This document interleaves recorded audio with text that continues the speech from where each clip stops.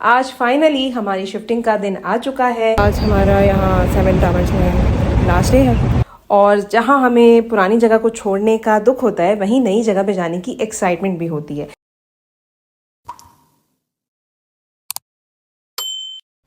अस्सलामुअलैकुम एवरीवन, कैसे हैं मेरे व्यूवर्स। आज फाइनली हमारी शिफ्टिंग का दिन आ चुका है। मैं शिफ्टिंग की जो पूरी सीरीज़ बना रही थी अपनी, वो कहीं बीच में मिस हो गई क्योंकि बीच में बहुत सारे इवेंट्स आ गए थे, तो इवेंट से रिलेटेड मैंने वीडियोस अपलोड करी। लेकिन आज फाइनली मैं अपनी शिफ्टिंग की वीडियो आपके साथ शेयर करने जा रही हूँ। आज मैं आपके साथ कुछ टिप्स भी शेयर करूँगी कि जब आपने शिफ्टिंग करनी हो तो अपनी पैकिंग को किस तरह से मैनेज कर सकते हैं, कौन सी कंपनीज हैं जिन्हें आप हायर कर सकते हैं और कौन सी ऐसी कंपनीज हैं जिन्हें आप हायर करके पुरसुकून हो सकते हैं और अपना सारे का सारा काम उन पे छोड़ सकते हैं। क्योंकि बहुत सारी मूवर्स कंपनीज ऐसी होती हैं जो आपका पूरा काम संभाल लेती हैं और आपके सामान को तोड़े बगैर आपके घर तक बाहिफाजत पहुंचाती हैं। आज हमारा यहाँ 7 आवर्स में लास्ट डे है और हम लोग आज मूव कर रहे हैं, तो दुख तो बहुत है, लेकिन मैं अभी मॉर्निंग वॉक के लिए आई हूँ। बस ये लास्ट मॉर्निंग वॉक है यहाँ। अब बाकी नए सिरे से अपनी ज़िंदगी स्टार्ट करेंगे नए एरिया में जाके, नए घर में जाके इंशाल्लाह। बस आज मैं अपने पार्क में ये लास्ट मॉर्निंग वॉक कर रही थी। अब कल से तो जाहिर है नए एरिया में मॉर्निंग वॉक करेंगे अगर हिम्मत हुई तो, क्योंकि जाहिर है इतने दिनों से पैकिंग कर रहे हैं, नए घर के चक्कर लगा रहे हैं और दूसरी चीज़ें साथ ही साथ चल रही हैं, तो थकन बहुत ज़्यादा हो गई है। असल में जिस दिन शिफ्टिंग हो रही होती है उस दिन वैसे भी कुछ एक्स्ट्रा थकन हो जाती है और जहाँ हमें पुरानी जगह को छोड़ने का दुख होता है वहीं नई जगह पे जाने की एक्साइटमेंट भी होती है। लेकिन थकन की वजह से बस दिल ये कर रहा होता है कि मूवर्स जल्दी से आएँ, पैकिंग करें और हमारे नए घर में हमारा सारा सामान सेट कर दें ताकि हम वहाँ जाके थोड़ा सेटल हो सकें, थोड़ा रेस्ट कर सकें। तो मेरी भी आज कुछ ऐसी हालत थी क्योंकि रात को मैं देर से सोई थी, सारी पैकिंग वगैरह करके अपने कपड़ों की और अपनी पर्सनल चीज़ों की, और कुछ चीज़ें हम अपने नए अपार्टमेंट में रख के भी आए थे, तो उसकी वजह से भी काफ़ी थकन हो गई थी। तो अब सुबह यही दिल कर रहा था कि जल्दी से मूवर्स आएँ, पैकिंग करें और हमें जल्दी से हमारी नई जगह पे जाके सेटल कर दें। बहरहाल मूवर्स आ गए। हम लोगों ने बहुत अच्छी कंपनी इस दफ़ा हायर की थी। वैसे तो हम हमेशा अच्छे ही मूवर्स को हायर करते हैं और वो हमारा सामान बहुत आसानी के साथ और बग़ैर उसको ख़राब किए हुए मूव कर देते हैं, मगर इस दफ़ा हमने उनकी एक्स्ट्रा सर्विसेज ली थी कि उन्होंने ना सिर्फ सामान को मूव किया था। खैर बड़ा सामान तो हमेशा मूवर्स ही सेट करते हैं, जैसे आपके अप्लाइंसेस हैं, फर्नीचर हैं, मूव करने के साथ साथ वो घर में सेट भी कर देते हैं। लेकिन इन्होंने दूसरा सामान जिस तरह फ्रिज की सेटिंग, कैबिनेट्स की सेटिंग और जो भी हमारी बर्तन वगैरह और जो भी हमारे यूटेंसिल्स और टूल्स वगैरह थे, उनको भी इन्होंने जगह पे तमीज़ से सेट करके रखा था। तो जाहिर है इन सब चीज़ों के एक्स्ट्रा चार्जेस से, लेकिन हमें बहुत ज़्यादा सुकून हो गया था इन सब चीज़ों की वजह से। कुछ एक्स्ट्रा एफर्ट्स नहीं करना पड़ी थी। लेकिन हाँ, एक मुश्किल हुई थी, इन्होंने सारी चीज़ें अपने हिसाब से रखी थी, तो किचन तो मेरे लिए पजल बन गया था। एक तो नई जगह, नया किचन, दूसरा ये कि वहाँ पे सामान इन लोगों ने अपनी मर्ज़ी से रख दिया था, तो मुझे समझ नहीं आ रहा था। लाल मिर्च एक कैबिनेट में थी तो नमक किसी और कैबिनेट में था, चीनी पत्ती कहीं और थी। तो वो सारी चीज़ें ढूंढने में मेरे लिए हर दिन एक नई स्ट्रगल थी। बहरहाल काफ़ी अच्छे ये मूवर्स थे, बहुत तमीज़ के साथ इन्होंने हमारा सामान जो है वो मूव किया। हमारी कोई चीज़ ना ख़राब हुई है ना टूटी है और बहुत ही तमीज़ से हमारी तमाम तर चीज़ें हमारे घर पर, यानी कि हमारे नए घर पर पहुँच गईं।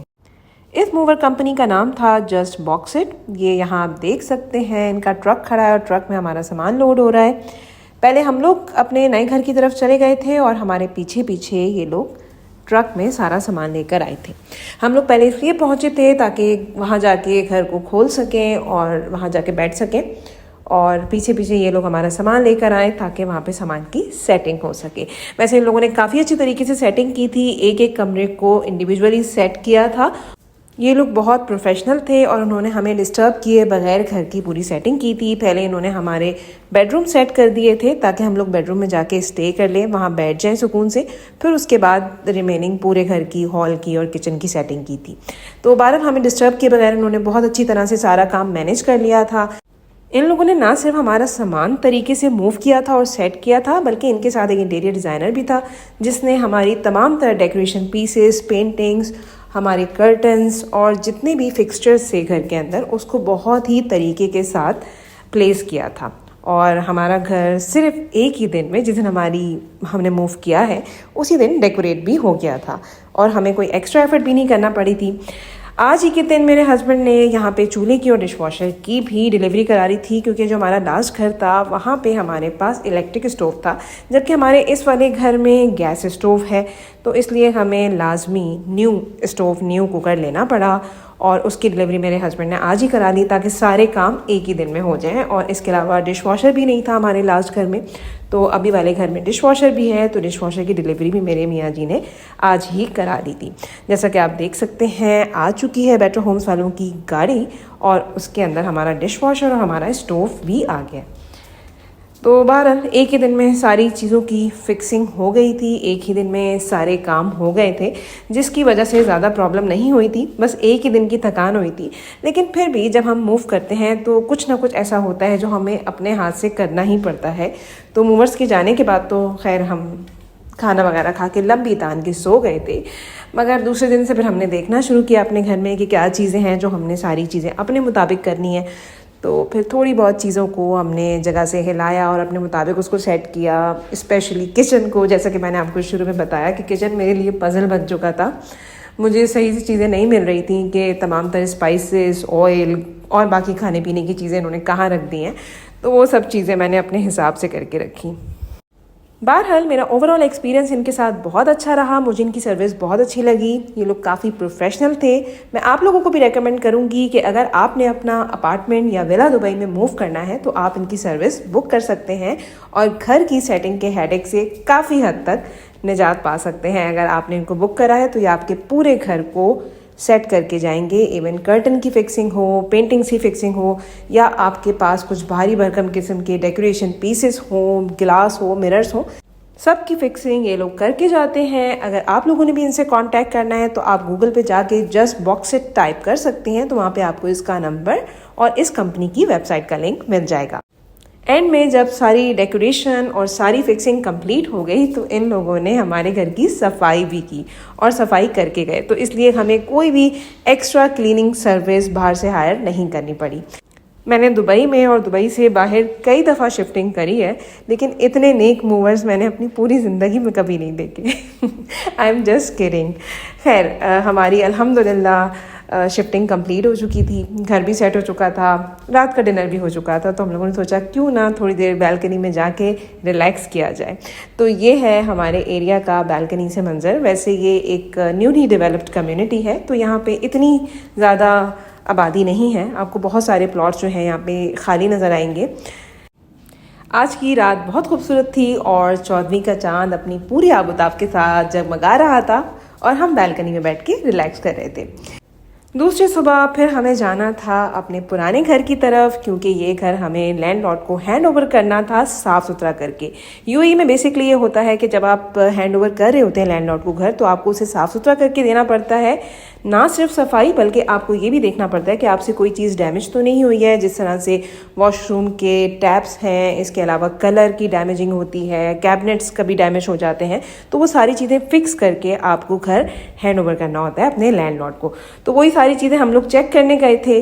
अल्हम्दुलिल्लाह कोई ख़ास चीज़ तो हमसे डैमेज नहीं हुई थी, लेकिन हाँ घर गंदा ज़रूर हो गया था, क्योंकि शिफ्टिंग की थी, सारा सामान एक जगह से दूसरी जगह मूव किया था, तो घर काफ़ी गंदा हो गया था। इसलिए हमने क्लीनिंग सर्विस को हायर किया और घर की अच्छी तरह से क्लीनिंग करवाई, घर को वॉश करवाया।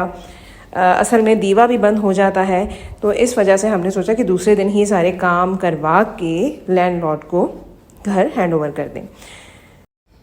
अब आप इस साफ़ सुथरे घर का लुक देख सकते हैं कि साफ़ सुथरा होने के बाद घर कितना अच्छा लग रहा है, लेकिन क्योंकि घर की रौनक उसमें रखे गए सामान और लोगों की वजह से होती है, इसलिए सफाई के बाद भी ये घर पर रौनक नहीं लग रहा, बहुत ही वीरान लग रहा है। हमारे इस घर में कुछ ऐसा सामान भी था, हमारा कुछ ऐसा फर्नीचर भी था जो हमारे काम का नहीं था और वो काफ़ी पुराना हो चुका था, तो हमें उसको स्क्रैप डीलर को देना था।